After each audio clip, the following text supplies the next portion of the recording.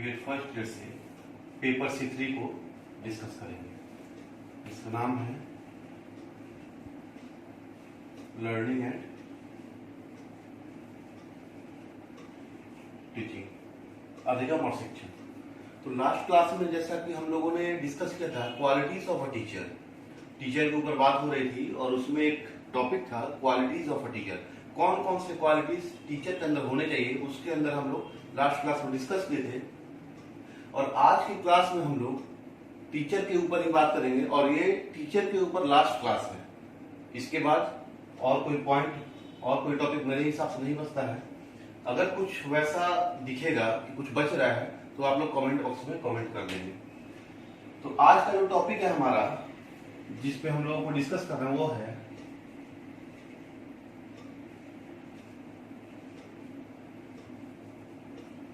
Characteristics of good and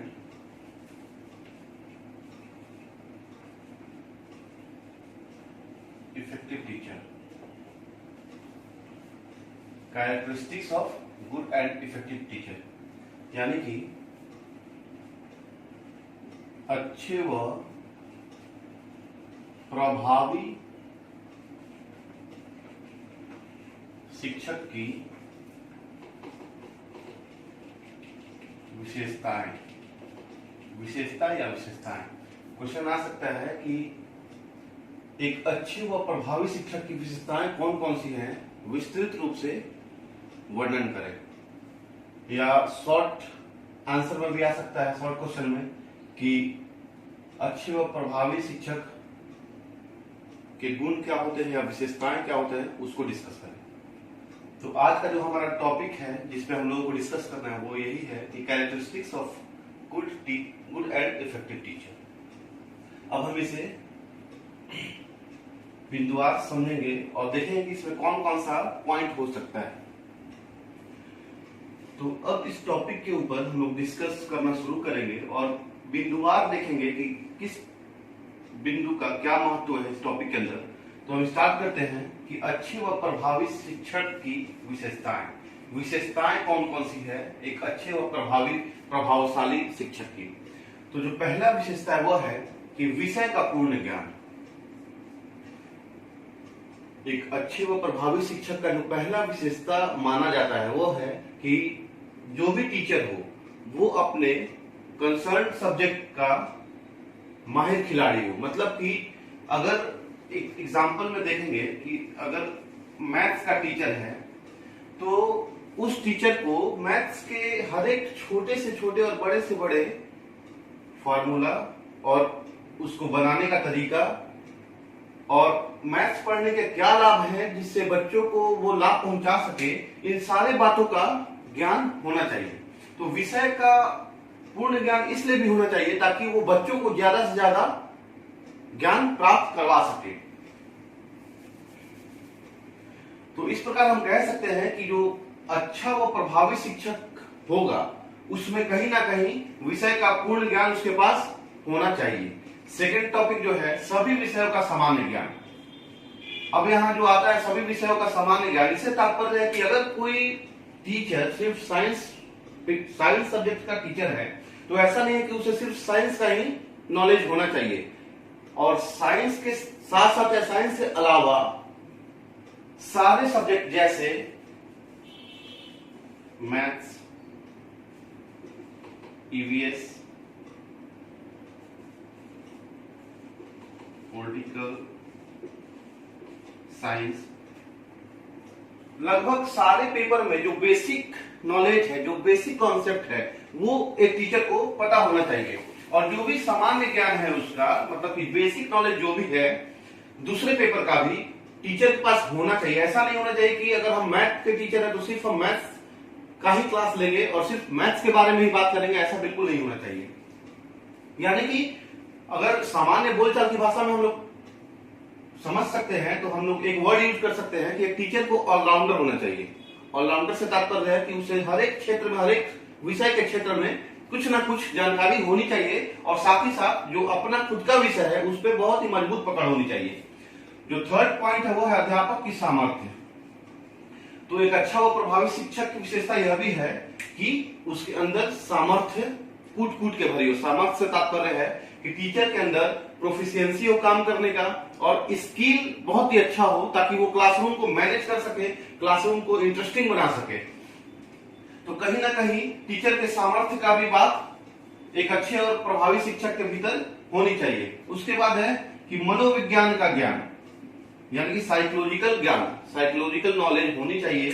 क्योंकि हम लोग खुद अगर बीएड हो या डीएलएड हो, कोई भी कोर्स हो, तो उसमें हम लोग देखते हैं कि मनोविज्ञान की बात ज्यादा होती है। क्योंकि बच्चे विभिन्न परिवेश, विभिन्न समुदाय से आते हैं विद्यालय के अंदर, तो टीचर को ये बहुत ही अच्छी तरीके से आना चाहिए कि उन लोगों को देख के उनका मनोविज्ञान, उनके मन की स्थिति को समझ सके। और जिन बच्चों को अगर कुछ कठिनाई आ रही है, तो उस कठिनाई को दूर करने के लिए टीचर के पास मनोविज्ञान का ज्ञान होना अत्यंत आवश्यक है। तो कहीं ना कहीं मनोविज्ञान का ज्ञान एक अच्छा व प्रभावी शिक्षक को और भी अच्छा व प्रभावशाली बनाने में सहयोग प्रदान करती है। उसके बाद है शिक्षण सिद्धांतों का ज्ञान। शिक्षण सिद्धांतों के ज्ञान से तात्पर्य है कि शिक्षण सिद्धांत यानी कि टीचिंग प्रिंसिपल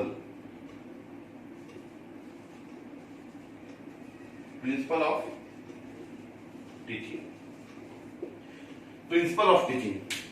तो एक टीचर अपने आप को तभी डेवलप कर सकता है, अपने क्लास को तभी मैनेज कर सकता है, बच्चों को तभी रुचि उत्पन्न करा सकता है, जबकि उसे एक एक प्रिंसिपल के बारे में पता हो टीचिंग के। जब वो शिक्षण कार्य करेगा तो बिना सिद्धांत के नहीं करे। अगर सिद्धांत के रास्ते पे चलेगा, अगर टीचर सिद्धांत को ग्रहण करके काम करेगा, तो जाहिर सी बात है कि उसे जो आउटपुट चाहिए वो उसे मिलेगा। तो शिक्षण सिद्धांत का ज्ञान होना एक टीचर को जरूरी होता है। उसके बाद शैक्षिक अनुसंधानों का जानकारी, क्योंकि एक टीचर ज्ञान का भंडार है और ज्ञान, अपने ज्ञान से बच्चों को संचित करता है।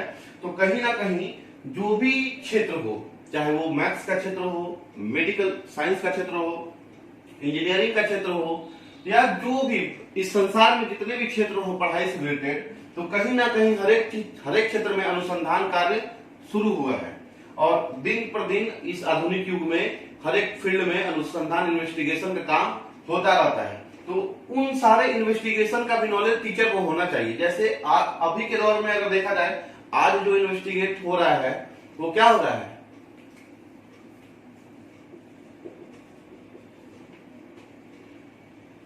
कोविड-19 का वैक्सीन, कोविड-19 का टीका बनाने का काम बहुत जोर शोर पे है। और सिर्फ इंडिया में नहीं,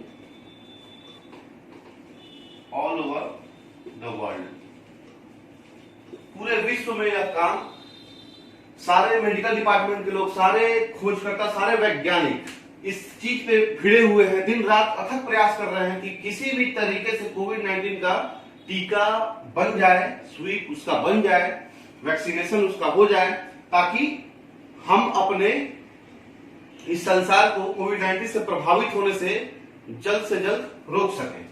तो हर एक अनुसंधान का जानकारी होना इसलिए जरूरी है, ताकि अगर एक टीचर को जानकारी होगा तब तो वो बच्चों तक पहुंचाएगा। अगर टीचर को ही जानकारी नहीं हो तो बच्चों को क्या पहुंचाएगा क्या नहीं, ये तो भगवान जानते हैं। उसके बाद है शैक्षिक उद्देश्यों की जानकारी। शैक्षिक उद्देश्यों से तात्पर्य है कि शिक्षा का उद्देश्य क्या है, एम क्या है। शैक्षिक उद्देश्यों से तात्पर्य है कि शिक्षा का एम क्या है। टीचर को यह जानना बहुत जरूरी है कि जो शिक्षा हम प्रदान कर रहे हैं उसका उद्देश्य क्या है। अगर एग्जाम्पल के तौर पे हम देखें, जब हम प्लस टू के बाद का काम, 10th के बाद का काम करते हैं, जब प्लस टू में हम होते हैं, तो किसी का मन रहता है इंजीनियरिंग के क्षेत्र में जाने का, किसी का मन रहता है मेडिकल के क्षेत्र में जाने का, किसी का मन रहता है पीसीएस या यूपीएससी के क्षेत्र में जाने का, किसी को मन रहता है कि एसएससी का तैयारी करें। तो ये सब क्षेत्र हैं जिससे हम सारे व्यक्ति, या एक और आता है किसी का मन होता है बिजनेस करने का। तो टीचर का इन सारे क्षेत्रों पे बहुत ही अच्छे तरीके से पकड़ होना चाहिए, ताकि बच्चों को वो डायग्नोज कर सके कि कौन सा बच्चा किस क्षेत्र में जाने के लिए इंटरेस्ट ले रहा है। तो जब तक इंटरेस्ट टीचर पता नहीं कर पाएगा, बच्चों को वहां तक पहुंचा नहीं पाएगा, और उसी हिसाब से अब टीचर शैक्षिक उद्देश्यों को पूरा करने का कार्य करेगा। तो टीचर खुद को यह कंफर्म कर रहे हैं कि शैक्षिक उद्देश्य का मतलब क्या है, शैक्षिक उद्देश्य, शिक्षा के उद्देश्य क्या है, ये टीचर को जानना आवश्यक है। उसके बाद शिक्षण विधियों का ज्ञान। शिक्षण विधियों के ज्ञान से तात्पर्य है कि जो भी टीचिंग टेक्निक है कि कैसे पढ़ाना है, किस पेपर को, किस सब्जेक्ट को किस हिसाब से, किस तरीके से पढ़ाना है, कौन सा टेक्निक यूज कर रहा है पढ़ाने में, तो टीचर को अपने आप को एडवांस करने के लिए सारे टेक्निक की जानकारी आवश्यक है। और एक टीचर तभी अच्छा व प्रभावी बन सकता है जब वह अपने क्लासरूम में विषय के हिसाब से शिक्षण विधि का यूज करे। और शिक्षण विधि का यूज कब करेगा टीचर? जबकि उस टीचर को शिक्षण विधि का ज्ञान प्राप्त हो। तो जब टीचर को शिक्षण विधि का ज्ञान प्राप्त होगा तो कहीं ना कहीं बच्चे भी उससे लाभान्वित होंगे। उसके बाद है शारीरिक बनावट और पहनावा। एक अच्छा व प्रभावी शिक्षक का विशेषता यह भी है कि उसका शारीरिक बनावट और पहनावा, यानी कि उसका जो बॉडी लैंग्वेज है और उसका जो पहनावा है वह एकदम सादगी से भरा होना चाहिए। क्योंकि क्लासरूम में या विद्यालय में शिक्षक एक आईना का काम करता है और बच्चे शिक्षक को देखते हैं और शिक्षक की तरह बनना चाहते हैं। तो कहीं ना कहीं टीचर को अपने पहनावा पे ध्यान देना चाहिए, अपने बॉडी लैंग्वेज पे ध्यान देना चाहिए कि बच्चे उसका यूज करें और अपने आने वाले भविष्य को सुदृढ़ करें। उसके बाद है लास्ट, स्वास्थ्य यानी कि हेल्थ। एक अच्छा और प्रभावी शिक्षक वही हो सकता है कि जो स्वस्थ हो, क्योंकि अगर टीचर स्वस्थ नहीं होगा तो प्रॉपर वे में पढ़ा नहीं पाएगा, प्रॉपर चैनल पे पढ़ा नहीं पाएगा। और अगर एग्जाम्पल के तौर पे हम लोग देखें तो एक स्वस्थ शिक्षक जितना एफर्ट लगा के पढ़ा सकता है, एक अस्वस्थ शिक्षक नहीं पढ़ा पाएगा। अस्वस्थ शिक्षक अगर क्लास में आएगा तो वो थोड़ा सा अपने आप को अनकंफर्टेबल जोन में रखेगा और अनकंफर्टेबल जोन में रखने के साथ साथ थोड़ा सा हेजिटेट होकर पढ़ाएगा, चिड़चिड़ाहट उसके अंदर रहेगा और क्लासरूम तहस नहस हो जाएगा। तो शिक्षक का स्वस्थ होना बहुत ही जरूरी है। 11वें नंबर जो टॉपिक है वो है स्वभाव के बारे में। तो एक टीचर का स्वभाव हमेशा शांत, धैर्यपूर्ण और नम्र होना चाहिए। शांत, धैर्यपूर्ण और नम्र स्वभाव से तात्पर्य है कि एक टीचर जब शांत, धैर्यपूर्ण और नम्र रहेगा तो ठीक उस नम्रता की, उस धैर्यपूर्णता की, उस शांति की अनुकरण सारे बच्चे भी करेंगे। और स्वभाव की बात अगर हम करें तो एक टीचर को कभी भी अभद्र बातें या डुअल मीनिंग बातें जो कि गलत है बच्चों से नहीं करनी चाहिए। क्योंकि अगर आप अभद्र बातें करते हैं, अगर आप डुअल मीनिंग बातें करते हैं तो ऐसा भी हो सकता है कि क्लास में भले ही 2-4 बच्चे ऐसे हो जो आपको सपोर्ट करेंगे, जो इस तरीके का व्यवहार रखते हो, लेकिन क्लास में उन 3-4 बच्चों को छोड़ के बाकी के जो बच्चे हैं उनके सामने में आपका जो वैल्यू है वो बहुत ही कम और बहुत ही कमजोर हो जाएगी। तो कहीं ना कहीं एक अच्छी व प्रभावी शिक्षक की ये विशेषता होनी चाहिए कि स्वभाव हमेशा उसका शांत, धैर्यपूर्ण और नम्र हो।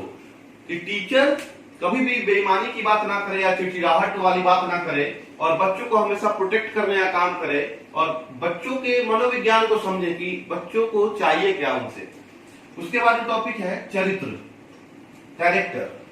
ये कहीं ना कहीं स्वभाव से ही जुड़ी हुई है। तो चरित्र से तात्पर्य है कि एक अच्छा और प्रभावी शिक्षक तभी बन सकता है कि जब वह चरित्रवान हो। चरित्रवान से तात्पर्य है कि अगर एक टीचर को क्लासरूम में बच्चे चरित्रवान पाते हैं तो कहीं ना कहीं बच्चे उस टीचर को एज्यूम करते हैं अपने आप में और उस टीचर को आईना की तरह समझ के बच्चे भी उनका अनुकरण करते हैं। तो कहीं ना कहीं बच्चे का जो आगे का भविष्य है वो चरित्र से भरा पूरा होगा। तो टीचर का चरित्रवान होना भी बहुत जरूरी है। उसके बाद संवेगात्मक नियंत्रण। संवेगात्मक नियंत्रण से तात्पर्य है कि टीचर को कभी भी अपना संवेग नहीं खोना चाहिए। संवेग से मतलब है क्रोध, ईर्ष्या इत्यादि।